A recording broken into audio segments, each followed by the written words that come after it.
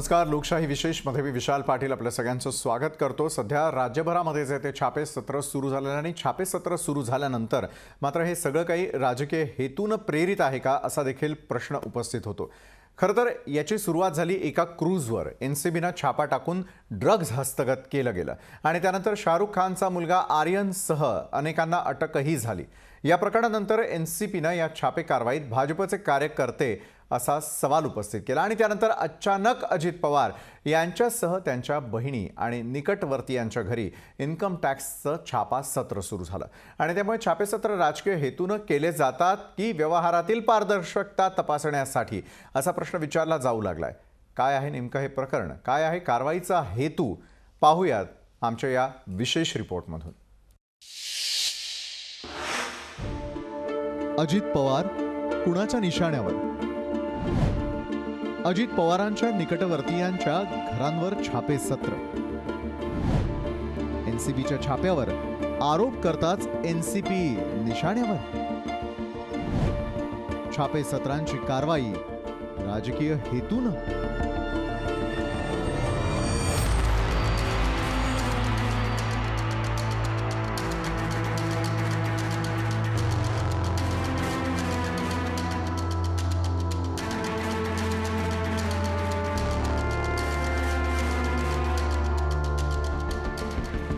गुरुवारची सकाळ उजाडली ती छापे सत्रांच्या बातम्यांनी. इन्कम टॅक्सनं अजित पवारांच्या निकटवर्तीयांच्या घर, कारखान्यांवर छापे मारले. यात त्यांच्या बहिणी, मुलाचाही सहभाग आहे. विशेष म्हणजे 2 ऑक्टोबरला मुंबईमध्ये एका क्रूजवर नार्कोटिक्स कंट्रोल ब्युरोनं छापेमारी करत शाहरुख खानचा मुलगा आर्यनसह अनेकांना अटक केली होती. यावरून राष्ट्रवादी काँग्रेसनं जोरदार टीका करत या कारवाईत एनसीबी सोबत भाजपचे कार्यकर्ते कसे असा प्रश्न उपस्थित केला. मिस्टर गोसावी का जोनल डायरेक्टर से क्या रिश्ता है, ये उसको खुलासा करना पड़ेगा. अगर एनसीबी कहती है कि ये एनसीबी का अधिकारी नहीं है, तो किस तरह से 2 हाई प्रोफाइल एक्यूज को ये हैंडल कर रहे थे.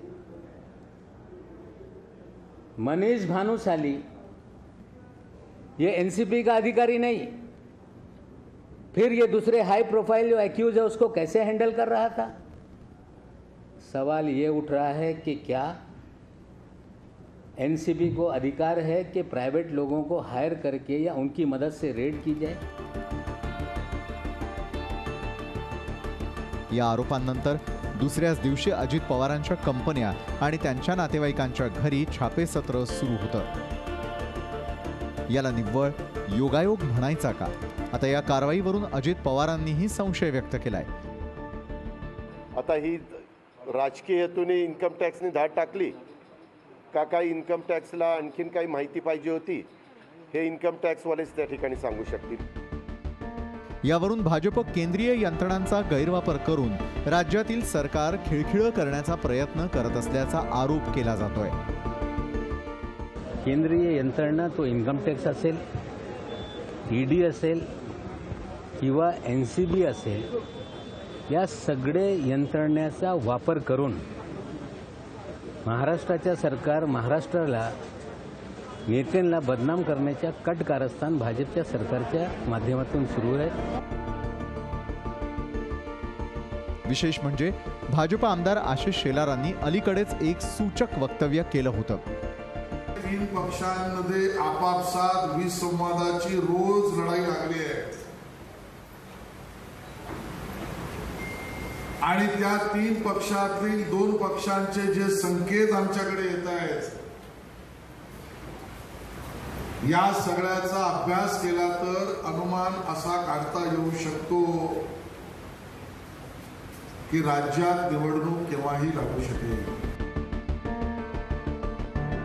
2019 मध्ये भारतीय जनता पक्षाचे देवेंद्र फडणवीसांच्या खांद्यावर मुख्यमंत्रीपदाची धुरा सोपवत आणि अजित पवारांना उपमुख्यमंत्री बनवून शपथ घेतली होती.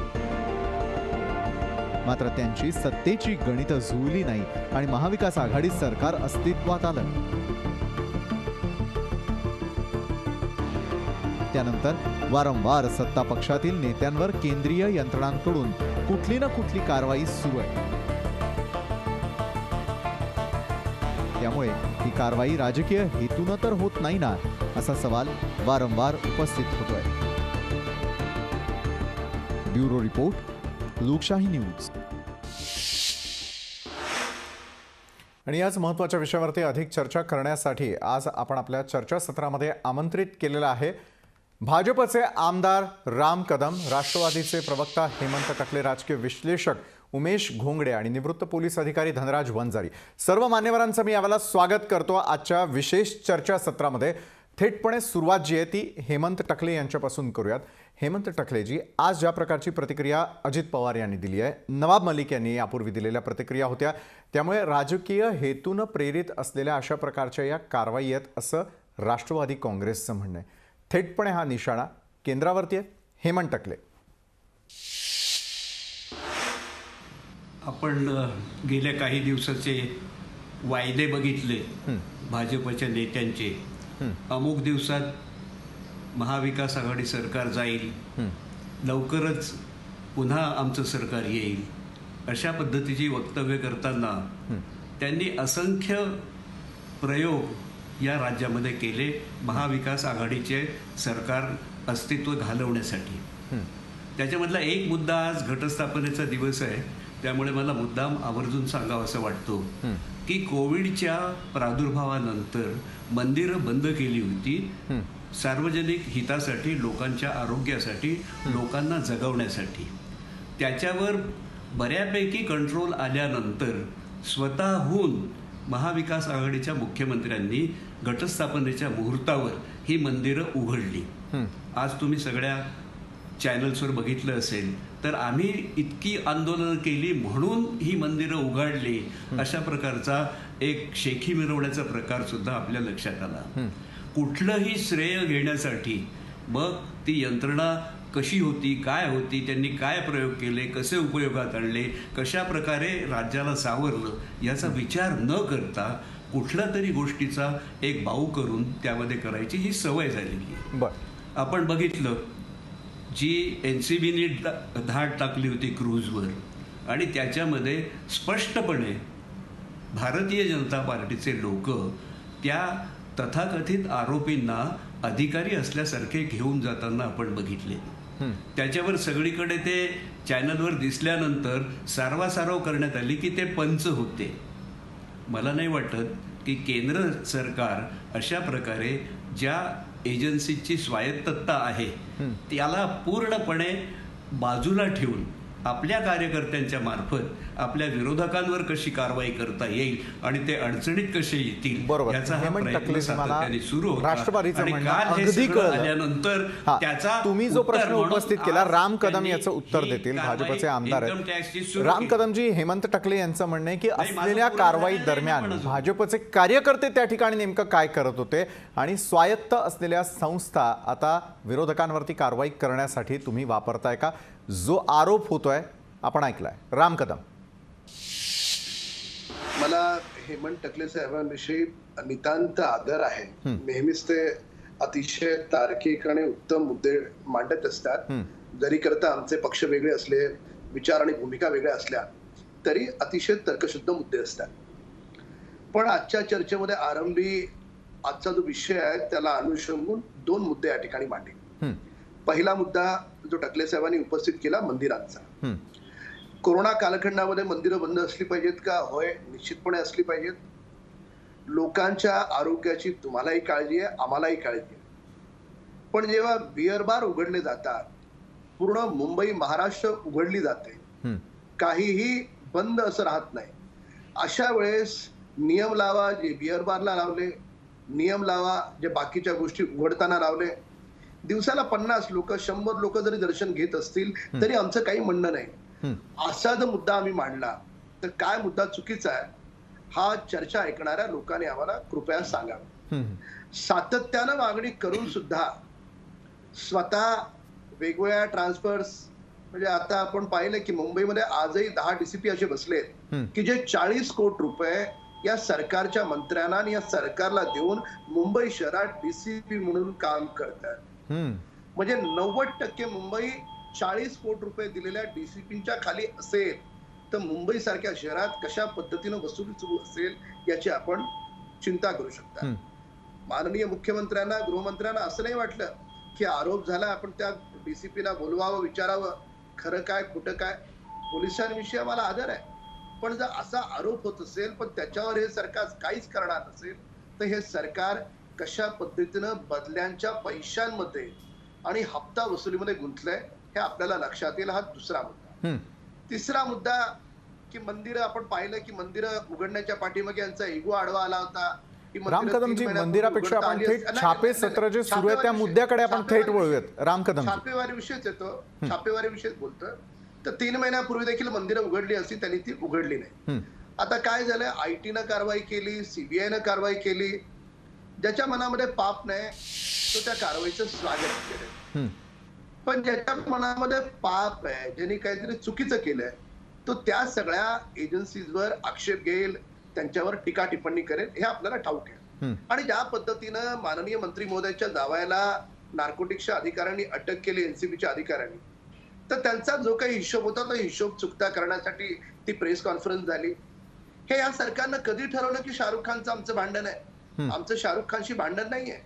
इन्फॉर्मर नार्कोटिक्सचा असेल, पोलिसांचा असेल, तो कोणत्याही जातीचा असू शकतो, धर्माचा असू शकतो किंवा पक्षाचा असू शकतो.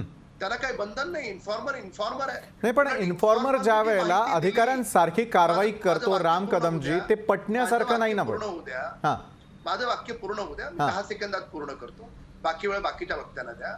इन्फॉर्मर कोणत्याही पक्षाचा असू शकतो हे सगळ्यांना मान्य आहे का? मान्य आहे. इन्फॉर्मर त्या ठिकाणी माहिती देण्यासाठी गेला आणि ठीक आहे, अति उत्साहाच्या पोटी त्यानं जे अधिकाऱ्यांसारखी कारवाई करण्याचा प्रयत्न केला असेल त्याचं आम्हीही समर्थन करत नाही.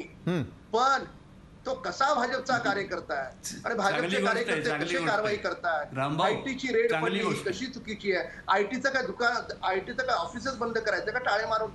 असं होत नाही.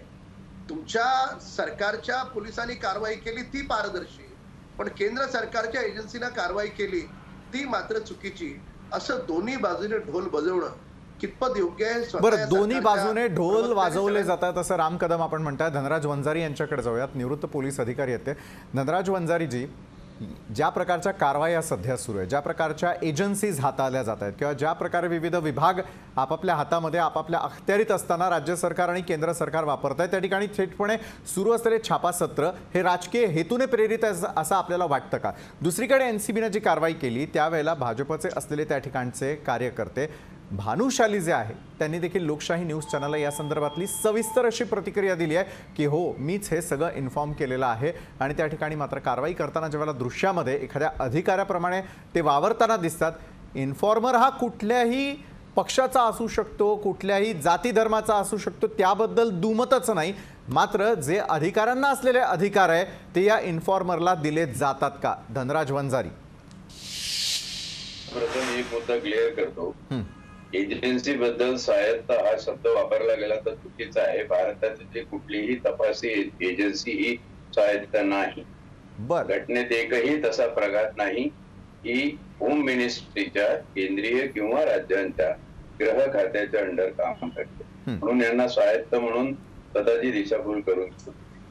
दुसरं असं की राजकीय हेतूने तपासी यंत्रणा वापरल्या जातात का असं या देशात नाही म्हणणं, नाही वापरल्या जात असं म्हणणं म्हणजे स्वतःच्या डोळ्यावर पट्टी बांधून मला काय दिसत नाही बा अशा सारखा आव आणण्यासारखं गोडसटपणा होईल. इतकं भाबडं आणि एवढी जनता वेडी हे सरकारातले लोक जर समजत असतील तर ही फार मोठी स्ट्रॅटेजिक मिस्टेक आहे. येणाऱ्या काळामध्ये जनता ही तुमची मिस्टेक तुमच्या लक्षात घालून दुरुस्त केल्याशिवाय राहणार नाही. बरोबर. अस्ताना वर्सेस वर्मा किंवा मग सुबोध कुमारजी जयस्वाल यांच्यासाठी 6 महिने रिक्त ठेवलेलं सीबीआयचं डायरेक्टर पद आणि अनिल देशमुखांचं आणि जयस्वालांचं फाटलं होतं म्हणून त्यांच्यावर अंकुश म्हणून त्याला आणलं. हे राजकारणातले गलिच्छ खेळ जनतेच्या लक्षात येत नाही असं समजणं आणि चॅनलवर मीडियानी चकडताना असं होतं का तसं होतं का. अरे हे ठीक आहे, हातच्या कंगणाला आरसा कशाला पाहिजे? कंगना राणावतच्या सौंदर्याला आरसा लागेल. हे इतकं स्वच्छ आहे की प्रत्येक तपास यंत्रणेचा मग राज्य सरकार असो की केंद्र सरकार असो, परमबीर सिंग पाटील आणि भाऊ देशमुखांपर्यंत सगळी प्रकरणं बघा ना. दुसरा प्रश्न महत्वाचा तू जो विचारला की भानुशाली जो म्हणाला, त्यांनी आज त्याचं स्पष्टीकरण देताना म्हटलं की मला खबर नेहमीच मिळत असते आणि मी मिळालेली खबर हे एनसीबी ला देत असतो, एनसीबी त्याच्यावरून काम करत असते. मी एनसीबी ला एवढंही सांगितलं की मला समोर आणू नका, पण एनसीबी म्हणाले नाही, काही पत्ते आणि काही ठिकाणं बघण्यासाठी आम्हाला तुम्हाला घेऊन जायला पाहिजे आणि ते जर विटनेस पंचनाम्याचे किंवा रनिंग पंचनाम्याचे असतील तर कायदेशीर आहे, ते असू शकतात. यक्ष प्रश्न या ठिकाणी असा पडतो की भानुशाली भाऊ, तुला 3 ग्रॅमची खबर मिळते आणि 300 किलो त्या मुंद्रा बंदरावर जेव्हा ड्रग उतरतं त्याची खबर कशी मिळत नाही? हा परत जनतेची दिशाभूल करून मूर्ख समजण्याचा प्रकार आहे. हे राजकारणी एवढे मातब्बर आणि मुरलेले आहेत की तपासी यंत्रणाचं, संविधानिक यंत्रणांचं वाटोळ कसं करायचं यांनी ठरवलेलं आहे. यांना कायद्याबद्दल आदर राहिला नाही, यांना संविधानाची कुठली पूज राहिलेली नाही, यांना फक्त तो गलिच्छ राजकारणाचा खेळ करण्यामध्ये स्वारस्य आहे आणि तो खेळ चालू आहे आणि आपली मीडिया आपण डिबेट करून चघळतोय. नाही, धनराज वंजारीजी, डिबेट करणं यासाठी गरजेचं आहे. सत्य जर लोकांसमोर पोहोचलं नाही तर मात्र येणारा काळ हा अतिशय वाईट देखील ठरू शकतो. राजकीय विश्लेषक उमेश घोंगडे यांच्याकडे जाऊयात. उमेश घोंगडेजी, जरी धनराज वंजारी सर म्हणत असते की आपल्याला या ठिकाणी त्यावरती चर्चा घडवाव्या लागतात, चर्चा याच्यासाठी कारण मतदार राजा जो आहे तो थेटपणे ज्यावेळेला मतदान देतो मग कुणाचीही सत्ता येऊ देत, सत्ताधाऱ्यांवरती देखील सगळ्यांची नजर आहे हे दाखवणं गरजेचं वाटतं आपल्याला. त्याचबरोबर छापेसत्र जे आहेत ते राजकीय हेतूनं जर प्रेरित होऊन केले जात असतील आणि जर या सर्व यंत्रणांचा वापर केला जात असेल तर पुढचा काळ किती गंभीर आहे. उमेश घोंगडेजी. विशालजी, आता वंजारी साहेबांनी जे सांगितलं की या सगळ्या ज्या तपास यंत्रणा आहेत त्या स्वायत्त नाहीत, तर त्या गृह मंत्रालयाच्या अंडर काम करणारे आहेत. ते अगदी बरोबर आहे. आपल्या काही लोकांचा समज आहे, आजही तो आहे की या संस्था स्वायत्त आहेत, पण खरोखरच त्या गृह मंत्रालयाच्या अंतर्गत काम करतात. दुसरा प्रश्न तुम्ही आता जो म्हटला की छापेमारी, तर गेल्या 2 वर्षामध्ये राज्यात अनेक पातळ्यांवरती CBI असेल, ED असेल, इन्कम टॅक्स असेल, आता NCB आहे, हे छापेसत्र महाराष्ट्रामध्ये गेल्या 2 वर्षात निश्चितपणे वाढलेलं आहे. मला असं म्हणायचं आहे की यापूर्वी महाराष्ट्रामध्ये अशा प्रकारच्या गोष्टी होत नव्हत्या का? महाराष्ट्रातल्या सहकारी साखर कारखाने किंवा खाजगी कारखाने यांच्यामध्ये गैरप्रकार, गैरकारभार, चुकीचं व्यवस्थापन, काही लपवण्याच्या गोष्टी होत नव्हत्या का? तर त्या निश्चितपणे होत होत्या. आत्ता फक्त त्याला काही राजकीय कारणं असतील. अर्थात असं आहे की ज्यांच्यावरती छापा टाकला त्यांनी म्हणायचं राजकीय हेतून प्रेरित आहे, पण खरोखरच जर त्या छाप्यांमध्ये त्यांच्याकडे कोणताही गैरप्रकार आढळला नाही तर त्यांना तो म्हणायचा अधिकार आहे. या दोन्ही बाजूनं तितकाच ज्याला आपण म्हणू की जे छापे टाकतायत ते राजकीय हेतून टाकतायत, ज्यांच्यावरती छापे टाकले जात आहेत त्यांच्याकडं सुद्धा जर गैर गोष्टी सापडल्या तर त्यांनाही तो बोलायचा अधिकार नाही आहे खरं तर. त्यामुळे हे आपण असं म्हणू शकतो दोन्ही बाजूनं ज्यांच्यावरती छापा पडतो आहे, ज्यांच्याकडं तपासण्या केल्या जात आहेत, ती इन्कम टॅक्सची असेल, EDची असेल, अन्य यंत्रणांची असेल, जर ते खरंच धुतळ्या तांदळासारखे असतील तर त्यांना काही बोलायचा अधिकार आहे. आणि पहिली बाजू मी तुम्हाला म्हटलं की हे महाराष्ट्रामध्ये गेल्या 2 वर्षात छाप्यांचं सत्र थोडं जास्ती आहे की हे पूर्वी नव्हतं का? पूर्वीच्या 5 वर्षामध्ये महाराष्ट्रात गैरप्रकार होत नव्हते का? या 2 वर्षात ते का होत आहे? छापेसत्र का होत आहे? त्यामुळे मला असं म्हणायचं आहे या दोन्ही बाजू या फार जे छापे मारणारी यंत्रणा आहे ती राजकीय हेतून प्रेरित होऊन काम करते हे वेगळं सांगायची गरज नाही आहे. पण ज्यांच्यावर छापे टाकले जात आहेत तेही फार धुतलेल्या तांदळासारखे स्वच्छ आहेत असे काही समजायचं कारण नाही आहे. बरोबर आहे. छापेमारीचं सत्र जरी सुरू असलं तरी देखील सत्य मात्र जनतेसमोर येताना दिसतंय. कारण ज्या ज्या राजकीय असलेल्या व्यक्तींवरती किंवा त्यांच्याशी हितसंबंध असलेल्या लोकांवरती ज्यावेळेला छापे टाकले जातात त्यावेळेला राजकारणाचा खरा चेहरा सगळ्यांसमोर येतो, हे देखील तितकंच खरं. मात्र हे सगळं होत असताना राज्यामध्ये सत्तापालट करण्यासाठी हे सगळे प्रयत्न सुरू आहेत का? ज्या प्रकारे महाविकास आघाडी सरकार उदयाला आलं त्यानंतर मात्र केंद्रीय यंत्रणांचा वापर करून थेटपणे आम्ही पुन्हा येणार सांगणारे याच अनुषंगानं हा प्रयत्न करतायत का आणि सरकार खिळखिळ करण्याचा हा सगळा हेतू आहे का, या अनुषंगानं पुढची चर्चा सुरू राहील. एका छोट्याशा ब्रेकनंतर आम्ही लगेच परततोय.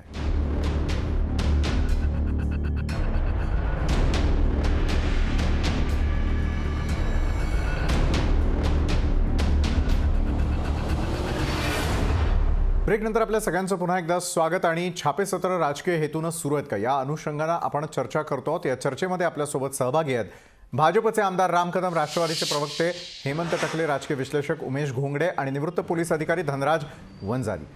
राम कदम यांच्यापासून या चर्चासत्राची सुरुवात करूयात.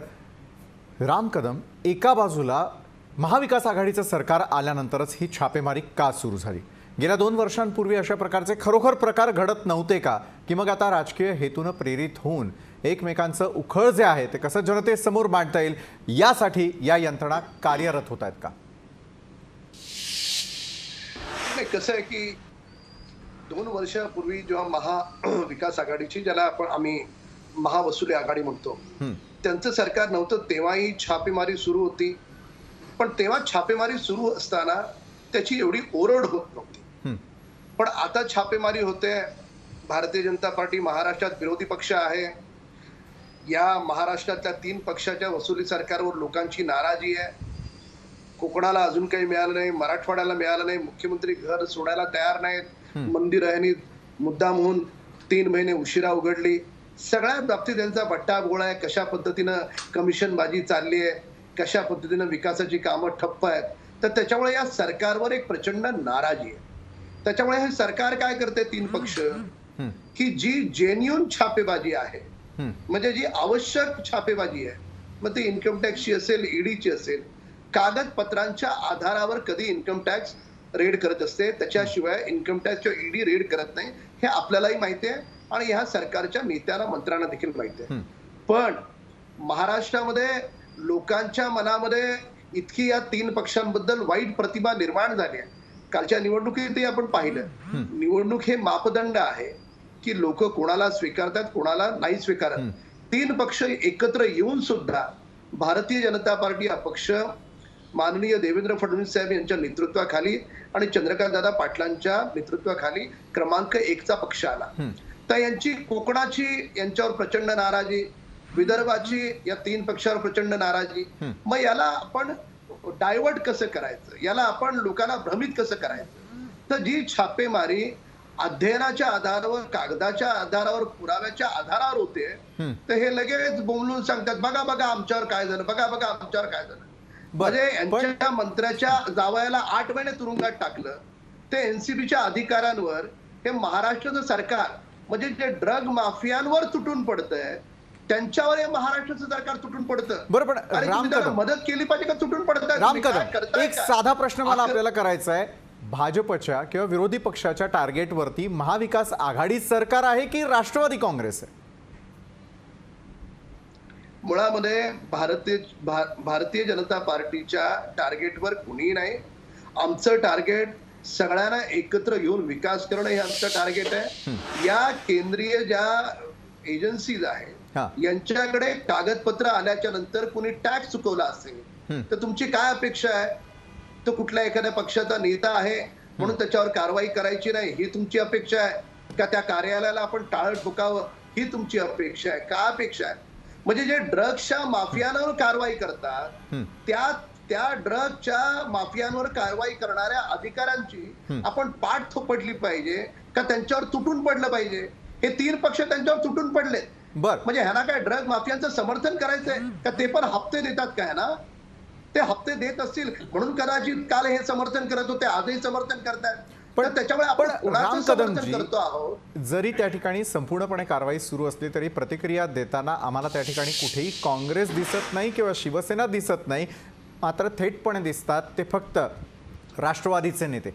हेमंत टकले, महाविकास आघाडी सरकार टार्गेटवरती आहे की मग राष्ट्रवादी? भावना गवळी कोणत्या पक्षाच्या आहेत? आनंदराव अडसूळ कोणत्या पक्षाच्या आहेत? तर त्याच्यामुळे याला पक्ष बघून कारवाई होत नसते. कारवाई तुम्ही काय चुकीचं केलंय ते पाहून कारवाई होत. हेमंत टकले, आता राम कदमांचं सगळं वक्तव्य मी ऐकलं. त्या अगोदर वंजारी साहेब म्हणाले की या संस्था स्वायत्त आहेत. हा आपला गैरसमज आहे, कारण त्या कोणाच्या तरी हुकुमावर काम करत असतात. आता ह्या केंद्रातल्या सरकारने निवडणूक आयोगापासून तर राज्यपाल पदापर्यंत हे सगळे त्यांच्या हातातले कठपुतली बावले करून ठेवले. ते सांगतील त्याप्रमाणे कसं करायचं याचं उत्तम उदाहरण वेस्ट बेंगॉलच्या निवडणुकांमध्ये आपण पाहिलं. ते अगदी परवा ममता बॅनर्जींचा प्रचंड विजय होईपर्यंत. म्हणजे सरळ मार्गाने, लोकशाही मार्गाने, मतपेटीतून आपल्याला जर परिवर्तन घडवता येत नसेल तर अगदी शेतकऱ्यांच्या मोर्चामध्ये गाड्या घालून शेतकऱ्यांना मारण्यापर्यंत ज्यांची मजल जाते, ही कसली लोकशाही आहे, कुठल्या प्रकारचं आहे? खरं तर या सरकारला, केंद्र सरकारला इतकं प्रचंड बहुमत आहे, म्हणजे ज्याला आपण म्हणतो ना की एक इतका मोठा मॅन्डेट त्यांना मिळालेला असताना अशा मार्गाचा वापर करण्याची त्यांना गरज का पडावी, हा खरा प्रश्न आहे. त्यामुळे इलेक्शन कमिशन असेल, NCB असेल, बाकीच्या सगळ्या एजन्सीज असतील, ते कोणाच्या तरी तालावर नाचतायत हे या निमित्ताने उघड होतं. शिवाय तुम्ही बघा, मुख्यमंत्री म्हणून उद्धव ठाकरे साहेब आणि उपमुख्यमंत्री म्हणून अजित पवार या दोघांनी गेल्या 2 वर्षामध्ये जी कामगिरी केलेली आहे, मग राज्यावर अनेक संकट आली, त्या संकटामध्ये 24 तास काम करताना तुम्हाला राज्याचे उपमुख्यमंत्री दिसतात, सर्व ठिकाणी गेलेले दिसतात आणि मुख्यमंत्री या सगळ्याचा साधक बाधक विचार करून निर्णय प्रक्रियेवर आपला निश्चित असा एक दावा त्याच्यामध्ये ठेवतात की ज्यामुळे या राज्यातील जनता सुखी राहील, त्यांचं आरोग्य सुरक्षित राहील. बरोबर, राज्यातली जनता सुखी राहील याचा विचार खरोखर हे राजकारणी मंडळी केवळ बदनामी करायची. हेमंतजी मी आपल्याकडे पुन्हा एकदा येतो. निवृत्त पोलीस अधिकारी धनराज वंजारी यांच्याकडे मी जाईन यावेळेला.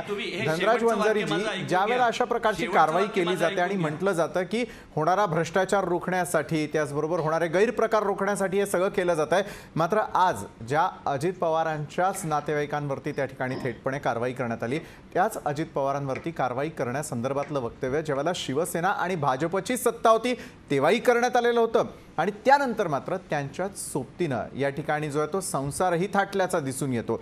धनराज वंजारी, याच्यात सुद्धा राजकारण दिसतं, कारण ज्या NCBच्या कारवाईवर बोट उचललं ते राष्ट्रवादीचे नवाब साहेब आणि त्याच्यानंतर दुसऱ्या दिवशी शरद पवारांच्या नातेवाईकांवर त्यांच्या सल्लागार नसलेल्या कारखान्यांवर कारवाई, हे दिसत आहे. माझं म्हणणं तेच आहे की मीडिया जेव्हा डिबेट करतं तेव्हा जे दिसतं सत्य आहे ते अगदी उघड आहे हे लक्षात ठेवावं. जे दिसत नाही ते महत्वाचं. काय दिसत नाही ते समोर आणलं गेलं पाहिजे.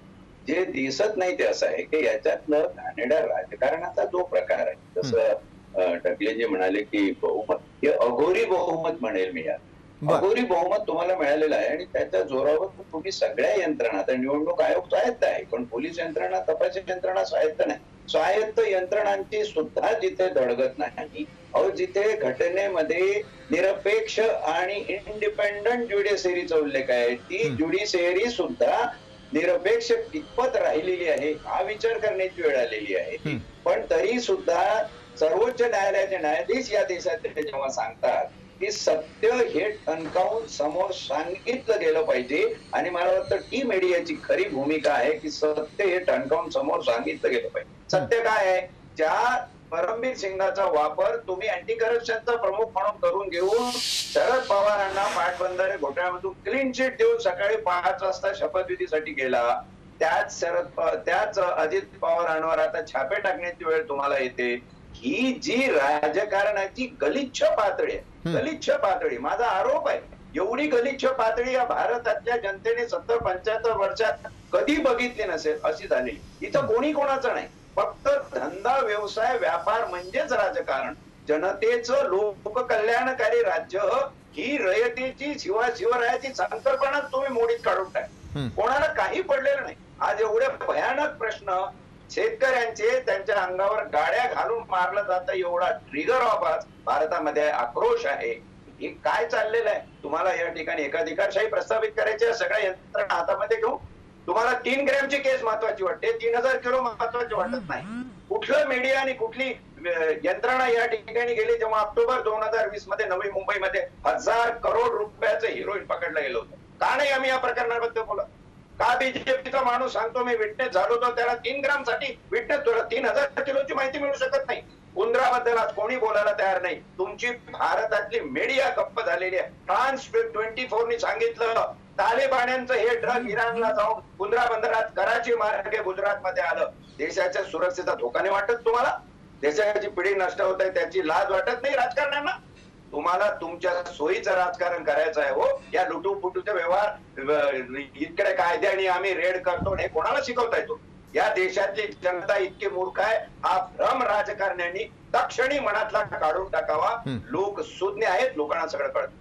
नक्कीच, आणि लोकांसमोरच हे सगळं सत्य उघड व्हावं यासाठीच आपण या चर्चासत्राचं आयोजन केलेलं आहे. उमेश घोंगडे, मी आपल्याकडे येतो. सोयीचं राजकारण सुरू असताना राजकारणाची घसरणारी पातळी आणि मग हेतुपुरस्सरपणे एकमेकांवरती केले गेलेले आरोप आणि सोयीनुसार करण्यात येणाऱ्या कारवाया.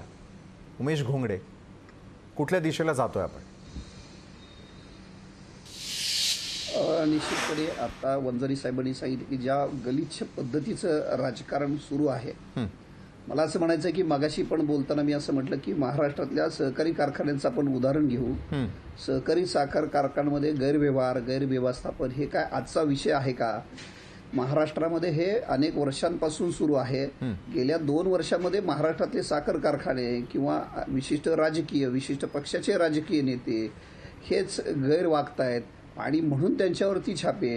हे निश्चितपणे राजकारण आहे, राजकीय हेतून प्रेरित आहे, राजकीय हितसंबंध आहे. आता कुणीतरी बोलताना असं म्हटलं की राज्यातलं सरकार खिळखिळ करण्यासाठीचे हे उद्योग आहेत. निश्चितपणे त्याच दिशेनं या कारवाया आहेत. केंद्रीय यंत्रणांचा वापर त्याच पद्धतीनं केला जातोय. पण तुम्हाला असं वाटेल की मी दोन्ही गोष्टी एकाच वेळी कशा बोलतोय. चुकीच्या पद्धतीनं वापर केला जातोय हे वेगळं सांगायची गरज नाही. मात्र ज्यांच्यावरती कारवाई केली जाते आहे ते अत्यंत खूप सभ्यपणे, खूप चांगल्या पद्धतीनं, पारदर्शीपणे संस्था चालवतायत, राजकारण करतायत. अशी ही परिस्थिती महाराष्ट्रात नाही. बरोबर. उमेशजी, आपल्याकडे शेवटचा 1 मिनिट शिल्लक राहिलेला आहे. मला प्रत्येकाकडे जायचं आहे. उमेशजी, मी तुमच्यापासूनच सुरुवात करतो. येत्या काळात निवडणुका लवकरात लवकर लागतील का? ज्या प्रकारे आशिष शेलार यांनी महत्त्वपूर्ण आणि सूचक वक्तव्य केलेलं आहे आणि त्याची ही नांदी आहे का? उमेश घोंगडे. मी तुम्हाला अर्ध्याच मिनिटात सांगतो. सरकार पडेल असं म्हणत 2 वर्ष होत आलेली आहेत. सरकार पडत नाही. आता दुसरा पर्याय असा आहे की सरकार खिळखिळ करून सरकार पाडून नव्यानं निवडणुका घेता येतील का, किंवा आपल्याला काय जोडतोड करून पुन्हा सत्तेत जाता येईल का, याच्यासाठी हे सगळं सुरू आहे.